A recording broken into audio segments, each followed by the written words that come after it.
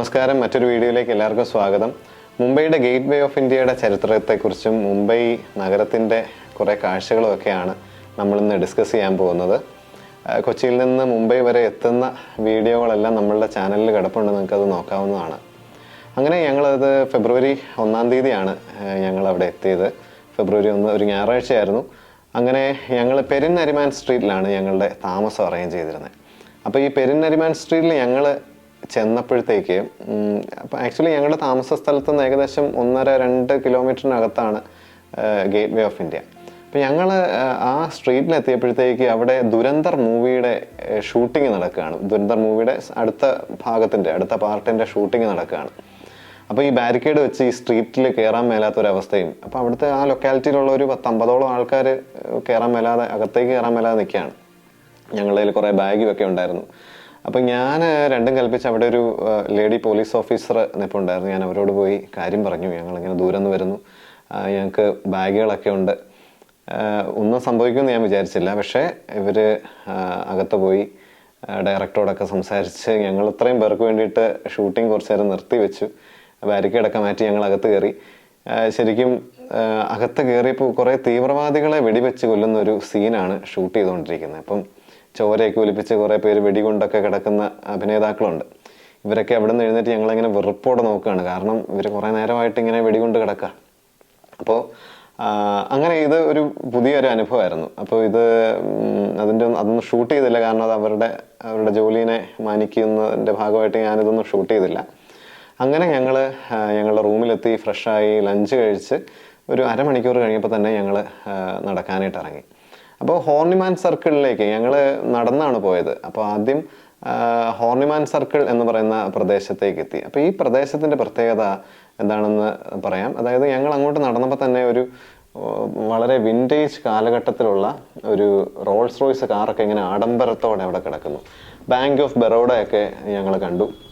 അപ്പോൾ ഈ ഹോർണിമാൻ സർക്കിളിൻ്റെ ആദ്യത്തെ പേര് എൽഫിൻസ്റ്റോൺ സർക്കിൾ എന്നായിരുന്നു. അപ്പോൾ ഈ എൽഫിൻസ്റ്റോൺ ആരാണെന്ന് വെച്ചാൽ ജോൺ എൽഫിൻസ്റ്റോൺ ആണ്. അദ്ദേഹം നമ്മുടെ ബോംബെയുടെ പഴയ ഗവർണറാണ് ജോൺ എൽഫിൻസ്റ്റോൺ. അദ്ദേഹത്തിൻ്റെ പേരാണ് ആദ്യം ഈ പ്രദേശത്തിന് ഇട്ടിരുന്നത്. അതിനുശേഷം ഇൻഡിപെൻഡൻസിന് ശേഷമാണ് ഈ ഹോർണിമാൻ സർക്കിൾ എന്നൊരു പേര് ഈ പ്രദേശത്തിന് കിട്ടിയത്. അപ്പോൾ ബെഞ്ചമിൻ ഹോർണിമാൻ ആണ് അദ്ദേഹത്തിൻ്റെ പേര് വെച്ചാണ്. അപ്പോൾ ബെഞ്ചമിൻ ഹോർണിമാൻ ആരാണെന്ന് വെച്ചാൽ അദ്ദേഹം ഒരു ഐറിഷ് ബോൺ ബ്രിട്ടീഷ് ജേർണലിസ്റ്റാണ്. അദ്ദേഹം ദി ബോംബെ ക്രോണിക്കിൾസിൻ്റെ ഒക്കെ എഡിറ്ററായിരുന്നു. ഇദ്ദേഹം ആണ് നമ്മുടെ ഈ ജാലിയൻവാല ബാഗ് മസാക്കറൊക്കെ റിപ്പോർട്ട് ചെയ്യുകയും ബ്രിട്ടൻ്റെ ക്രൂരതയെക്കുറിച്ച് കൂടുതൽ കാര്യങ്ങളൊക്കെ എഴുതി പുറം ലോകത്തിനെയൊക്കെ അറിയിച്ച ഒരു വ്യക്തിയാണ് ബെഞ്ചമിൻ ഹോർണിമാൻ. അതായത് അദ്ദേഹം ഇന്ത്യക്ക് വേണ്ടിയാണ് വർക്ക് ചെയ്തത്. അതായത് ബ്രിട്ടീഷുകാരുടെ ക്രൂരതകളൊക്കെ അദ്ദേഹത്തിൻ്റെ മാധ്യമപ്രവർത്തനം വഴി പുറത്തു കൊണ്ടുവരികയും നമ്മളുടെ ഇൻഡിപെൻഡൻസിനെയൊക്കെ ഒരു ബ്രിട്ടീഷ് വെറുപ്പ് സ്പ്രെഡാകാനായിട്ട് ഇദ്ദേഹം കുറേ സഹായിച്ചിട്ടുണ്ട്. അപ്പോൾ അദ്ദേഹത്തിൻ്റെ ഓർമ്മയ്ക്കായിട്ട് ഹോർണിമാൻ സർക്കിൾ എന്ന് ഈ സ്ഥലത്തിന് പേരിട്ടിരിക്കുന്നു.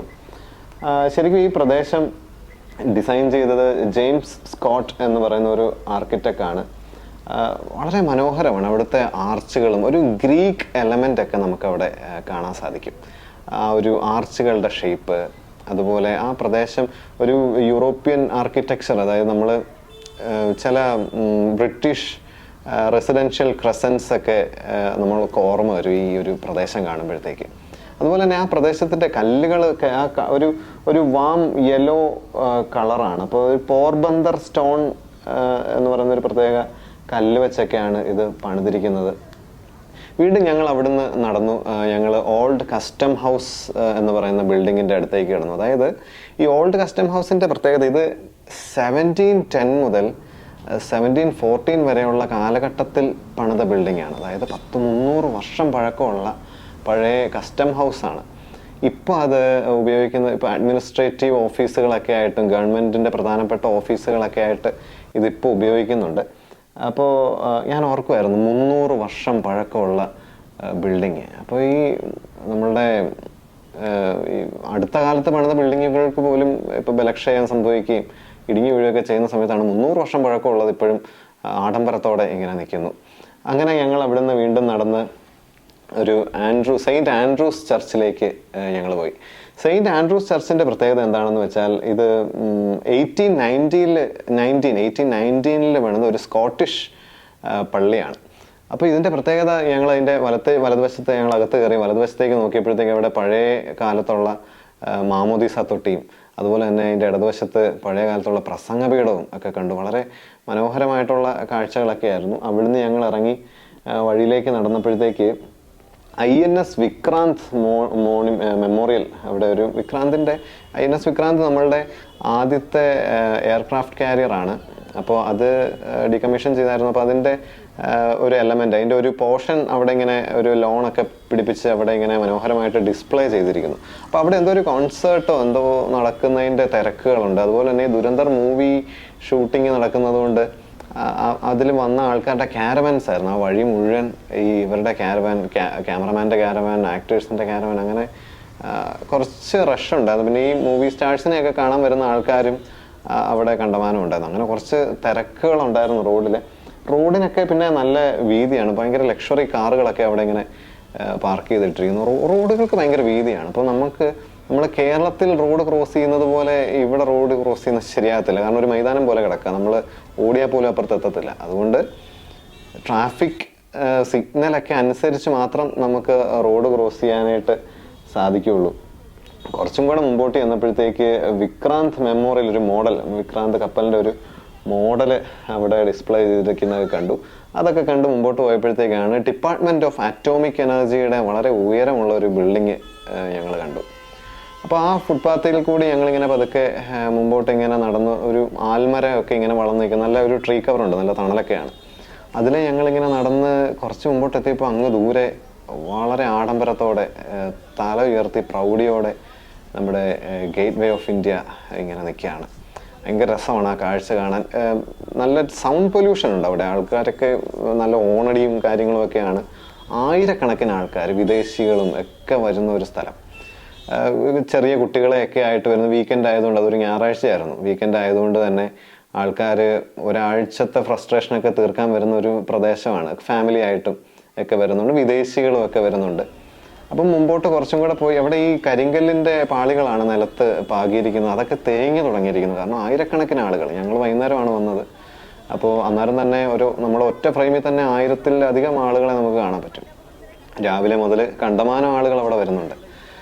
കുറച്ചും കൂടെ മുമ്പോട്ട് ചെന്നപ്പോഴത്തേക്ക് നമുക്കറിയാം, ഇതിൻ്റെ നേരെ ഓപ്പോസിറ്റാണ് നമ്മളുടെ താജ് ഹോട്ടൽ സ്ഥിതി ചെയ്യുന്നത്. പണ്ട് ലക്ഷറിയുടെയും അല്ലെങ്കിൽ നമ്മളുടെ ഒരു അഭിമാനവും അഹങ്കാരവും ലക്ഷറിയൊക്കെ ആയിരുന്ന താജ് ഹോട്ടൽ ഇനി എന്ന് നമ്മളവിടെ വിസിറ്റ് ചെയ്താലും നമ്മളുടെ മനസ്സിൽ മേജർ സന്ദീപ് ഉണ്ണികൃഷ്ണനെ കുറിച്ച് നമ്മൾ ഓർക്കും. അന്ന് അവിടെ മരിച്ചുപോയ ആൾക്കാരെ കുറിച്ചൊക്കെ നമ്മൾ ഓർക്കേണ്ട വരും. ആ ഒരു വേദനയോടെ അല്ലാതെ നമ്മൾ അവിടം വിട്ടു പോകത്തില്ല. അപ്പോൾ കുറച്ച് നേരം അതൊക്കെ ഇങ്ങനെ കണ്ടു നിന്നു. വീണ്ടും മുമ്പോട്ട് ചെന്നു. അപ്പോൾ ഈ ഗേറ്റ് വേയുടെ എന്തോ ബ്യൂട്ടിഫിക്കേഷൻ വർക്കുകളൊക്കെ എന്തൊക്കെയോ നടക്കുകയാണ്. അപ്പോൾ അതിൻ്റേതായിട്ടുള്ള എലമെൻറ്റ്സ് ഒക്കെ അവിടെ കാണാൻ സാധിച്ചു. അതുകൊണ്ട് തന്നെ പൂർണ്ണമായിട്ടും ഭംഗി ആസ്വദിക്കാൻ പറ്റുമോ എന്ന് ചോദിച്ചാൽ ഇല്ലെന്ന് തന്നെ പറയാം. കാരണം ഒത്തിരി കൺസ്ട്രക്ഷൻ നടക്കുകയാണ്, എന്തൊക്കെയോ നടക്കുകയാണ്. അപ്പം അതിൻ്റേതായിട്ടുള്ള ബുദ്ധിമുട്ടുണ്ടായിരുന്നു. പക്ഷേ ആ പ്രദേശം മുഴുവൻ ഇങ്ങനെ എക്സ്പ്ലോർ ചെയ്ത് നടക്കുന്നു. എല്ലാവരും ഭയങ്കര ഹാപ്പിയാണ്. എല്ലാവരും ആ ചുറ്റുപാടുമൊക്കെ ഇങ്ങനെ ഓടി നടക്കുകയും, കുട്ടികളൊക്കെ ഓടി നടക്കുകയും, ചില ഫാമിലിയൊക്കെ നിലത്തിരുന്ന് ഫുഡ് കഴിക്കുന്നു. അപ്പം ഞാൻ ശ്രദ്ധിച്ച ഒരു കാര്യമാണ്, ഇത്രയും ഹാങ് ഔട്ട് ചെയ്യാനായിട്ട് അല്ലെങ്കിൽ ടൈം സ്പെൻഡ് ചെയ്യാനായിട്ടുള്ളൊരു സ്ഥലമാണ്. ഇവിടെ നമുക്ക് ഒരു ബെഞ്ചിൻ്റെ ആൾക്കാർക്കൊന്ന് ഇരിക്കാനായിട്ടുള്ള ഒരു സൗകര്യം നമുക്ക് അവിടെ ഇല്ല. കുറച്ച് ബെഞ്ചുകളൊക്കെ ഉണ്ടായിരുന്നെങ്കിൽ, അല്ലെങ്കിൽ കുറച്ച് ഡ്രിങ്കിങ് വാട്ടറിനുള്ള ഫെസിലിറ്റി അവിടെ ഉണ്ടായിരുന്നെങ്കിൽ എന്നൊക്കെ ഞാനിങ്ങനെ അറിയാതെ ഓർത്തുപോയി. വീണ്ടും അപ്പുറത്തെ സൈഡിലേക്ക് എത്തി. അവിടെ ബോട്ടിങ് നടക്കുന്നു. അപ്പോൾ ഈ ബോട്ടിങ് ഭയങ്കര രസമാണ്. 100 കണക്കിന് ബോട്ടുകളാണ് അവിടെ ഇങ്ങനെ കിടക്കുന്നത്. അപ്പോൾ ഈ ബോട്ട് 4 പേർക്ക് ഇരിക്കാവുന്ന ബോട്ടുണ്ട്, ഒരു 10 പേർക്ക് ഇരിക്കാവുന്ന ബോട്ടുണ്ട്. ഇനി ഒരു ഗ്രൂപ്പ് വന്നാൽ അവർക്ക് പോകാൻ പറ്റിയ ബോട്ടുണ്ട്. ബോട്ടിങ്ങിന് വേണ്ടിയിട്ട് ആൾക്കാർ ക്യൂ നിൽക്കുന്നു. കുറച്ച് സേഫ്റ്റി, അത്ര സേഫ് ആയിട്ടുള്ളൊരു ഏരിയ ആണെന്ന് എനിക്ക് തോന്നിയില്ല. ആ ക്യൂ നിൽക്കുന്നത് കാണുമ്പോഴത്തേക്ക് നമുക്ക് പേടിയാവും.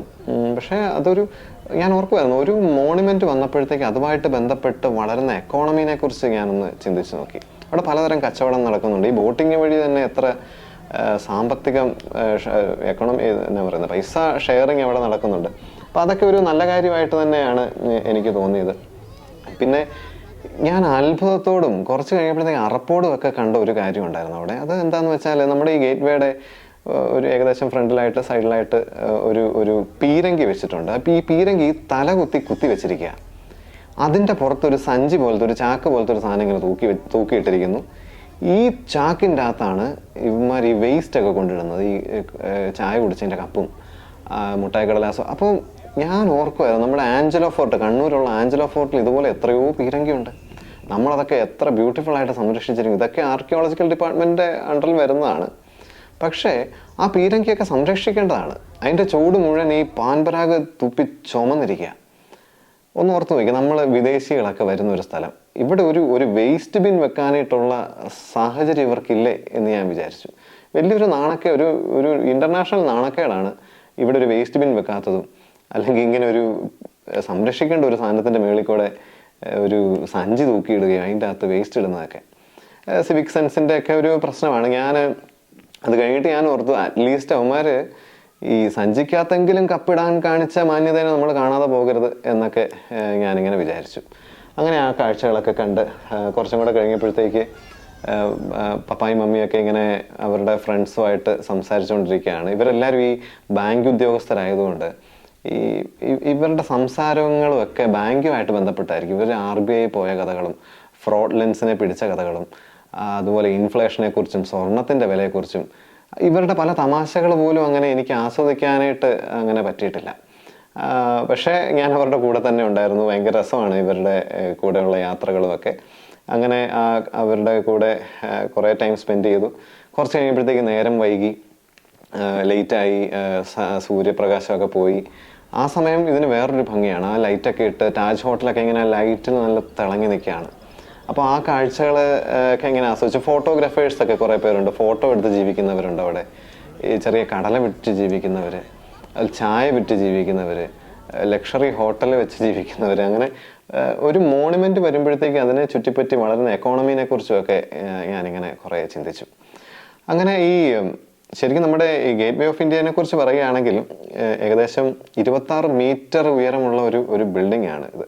അപ്പോൾ ഇതൊരു ഇൻഡോ സാർസനിക് ആർക്കിടെക്ചറാണ്, അതിലാണ് ഇത് പണിതിരിക്കുന്നത്. ഇതിനൊരു ഹിന്ദു, മുസ്ലിം, യൂറോപ്യൻ ആർക്കിടെക്ചറിൻ്റെ ഒരു ബ്ലെൻഡിങ് നമുക്കിവിടെ കാണാൻ പറ്റും. ആക്ച്വലി ജോർജ് 5-ാമൻ രാജാവും ക്വീൻ മേരിയും കൂടെ 1911 വിസിറ്റ് ചെയ്തതിനെ അതിൻ്റെ ഓർമ്മയ്ക്കായിട്ട് പണി കഴിപ്പിച്ച ഒരു ബിൽഡിംഗ് ആണ്. അതായത് 1913 മാർച്ച് 31 പണി തുടങ്ങി, 1924 ഡിസംബർ 4 ഇനാഗുറേഷൻ നടത്തിയ ഒരു മോണുമെൻ്റ് ആണ്. ശരിക്കും ഇത് ഇന്ത്യക്കാർ പണിതല്ല, ബ്രിട്ടീഷുകാർ അവരുടെ രാജാവും രാജ്ഞിയും വന്നതിൻ്റെ ഓർമ്മയ്ക്കായിട്ട് പണി കഴിപ്പിച്ച ഒരു ബിൽഡിംഗ് ആണ്. പക്ഷേ അതിൻ്റെ ഭംഗി എന്ന് പറഞ്ഞാൽ ശരിക്കും ഈ ഗേറ്റിൽ കൂടിയാണ് അവസാനത്തെ ബ്രിട്ടീഷ് ട്രൂപ്പ് ഇവിടുന്ന് പോയതും ഈ ഗേറ്റിൻ്റെ അപ്പുറത്തുകൂടെയാണ്. അതായത് അവർ പണിത ഗേറ്റിൽ കൂടി തന്നെ അവർക്ക് ഇറങ്ങിപ്പോകേണ്ട വന്നു എന്നുള്ളൊരു സാഹചര്യവും ഞാനിങ്ങനെ അവിടെ വെച്ചിങ്ങനെ ഓർത്തു. അപ്പോൾ ഈ മോണുമെൻറ്റിനെ ചുറ്റിപ്പറ്റി വളർന്ന എക്കോണമി ഞാനിങ്ങനെ ഓർക്കുമായിരുന്നു. 21.31 lakh റുപ്പീസാണ് ആ കാലഘട്ടത്തിലെ 21.31 ലക്ഷം രൂപയാണ് 100 വർഷം മുമ്പാണെന്ന് ഓർത്താണോ അന്ന് ചിലവായത്. അത് ഇന്നത്തെ ഇതിലേക്ക് കൺവേർട്ട് ചെയ്യുമ്പോഴത്തേക്ക് കോടികളാകും. പക്ഷേ അതുവഴി ഇവിടെ എക്കോണമി വളരുന്നുണ്ട്, ടൂറിസം വളരുന്നുണ്ട്. ഞാൻ ഓർക്കുമായിരുന്നു സർദാർ വല്ലഭായ് പട്ടേലിൻ്റെ പ്രതിമ 3000-ഓളം കോടി രൂപ മുടക്കി പണിതു എന്ന് പറഞ്ഞപ്പോഴത്തേക്ക് വലിയ വിമർശനങ്ങളൊക്കെ ഉണ്ടായിരുന്നു. ശരിക്കും ചരിത്രത്തെക്കുറിച്ച് വലിയ ധാരണയില്ലാത്ത ആൾക്കാർ ഇങ്ങനെ വിമർശിക്കത്തുള്ളൂ. കാരണം ഈഫൽ ടവർ പണിയുന്ന സമയത്തും ഇതുപോലെ വിമർശനങ്ങളുണ്ടായിരുന്നു. ശരിക്കും പട്ടേലിൻ്റെ പ്രതിമ വഴി അതിൻ്റെ ടിക്കറ്റ് വിൽക്കുന്നത് വഴി തന്നെ കൂടുതൽ പൈസ, അത് ഉടനെയൊന്നും കിട്ടത്തില്ലായിരിക്കാം, പക്ഷേ ഭാവിയിൽ ആ വഴി കുറേ കാശ് കിട്ടും. അതുകൂടാതെ അതിനെ ചുറ്റിപ്പറ്റി എന്തൊക്കെ ഷോകളും അവിടെ നടക്കുന്നുണ്ട്, അവിടെ കച്ചവടം നടക്കുന്നുണ്ട്. ടൂറിസം ഒരു പ്രൈം അട്രാക്ഷനായി മാറി. ഇപ്പോൾ ഞാൻ ഓർക്കുമായിരുന്നു നമ്മുടെ അന്തരിച്ച ശ്രീ സലീംകുമാർ, സിനിമാടൻ ശ്രീ സലീംകുമാറിൻ്റെ ഒരു സ്മാരകം വരുന്നു എന്ന് പറഞ്ഞപ്പോഴത്തേക്ക് വലിയ വിമർശനങ്ങളൊക്കെ ഉണ്ടായിട്ടുണ്ട്. ശരിക്കും ഒരു മോണുമെൻ്റ്, ഒരു സ്മാരകമൊക്കെ വരുമ്പോഴത്തേക്ക് ആൾക്കാർ വിമർശിക്കുന്നവർ പറയുന്നത് അത് കാക്കയൊക്കെ വൃത്തികേടാക്കും. എന്നാൽ അങ്ങനെയല്ല. നമ്മൾ ചരിത്രം അറിഞ്ഞാൽ ഇങ്ങനത്തെ വിമർശനങ്ങളൊന്നും നമ്മൾ ചെയ്യത്തില്ല. കാരണം ഒരു മോണുമെൻ്റ് വരുമ്പോഴത്തേക്ക് അതിനെ ചുറ്റിപ്പറ്റി വേറെ വളർച്ച വരുന്നുണ്ട്. ഇപ്പം ടിക്കറ്റിൻ്റെ കാശ് മാത്രമല്ല ഞാൻ ഉദ്ദേശിക്കുന്നത്, അതിനെ ചുറ്റിപ്പറ്റി ഒരു കട ഉണ്ടാകാം, അല്ല അവിടെ ഇപ്പം പട്ടേലിൻ്റെ പ്രതിമയുടെ അവിടെ എൻ്റർടൈൻമെൻറ്റ് ഷോകളൊക്കെ ഉണ്ട്, ലൈറ്റ് ഷോ ഉണ്ട്, ലേസർ ലൈറ്റിൻ്റെ ഷോ ഉണ്ട്. ഇപ്പോൾ സലീംകുമാറിൻ്റെ സ്മാരകം അത് ഏത് രൂപത്തിലാണെന്നും എനിക്കറിയത്തില്ല. ചിലപ്പോൾ ലൈബ്രറി ആയിരിക്കാം, ചിലപ്പോൾ പ്രതിമയായിരിക്കാം. എന്തായാലും അതിനെ ചുറ്റിപ്പറ്റി വേറൊരു എക്കോണമി അവിടെ വളരുന്നുണ്ട് എന്നുള്ളൊരു കാര്യമുണ്ട്. അപ്പോൾ വിമർശിക്കുന്നവർ ആദ്യം ചരിത്രമൊക്കെ പഠിച്ചിട്ട് വിമർശിച്ചാൽ കുറച്ചും കൂടെ നല്ലതായിരിക്കും എന്ന് വിചാരിക്കുന്നു. അപ്പോൾ മുംബൈയിലെ കൂടുതൽ കാഴ്ചകൾ ഇനിയുണ്ട്. അപ്പോൾ ഇനി അടുത്ത എപ്പിസോഡിൽ നമ്മൾ വിക്ടോറിയ ടെർമിനസ് എന്നറിയപ്പെട്ടിരുന്ന, ഇപ്പോൾ ഛത്രപതി ശിവജി മഹാരാജ് ടെർമിനൽ എന്നറിയപ്പെടുന്ന റെയിൽവേ സ്റ്റേഷൻ, അതൊരു നിയോ ഗോത്തിക് ആർക്കിടെക്ചറിൽ പണി കഴിപ്പിച്ചിട്ടുള്ളതാണ്. അപ്പോൾ അതിൻ്റെ വീഡിയോകളിൽ നമുക്ക് അടുത്ത എപ്പിസോഡിൽ വീണ്ടും കാണാം. So that's it for today. Thank you.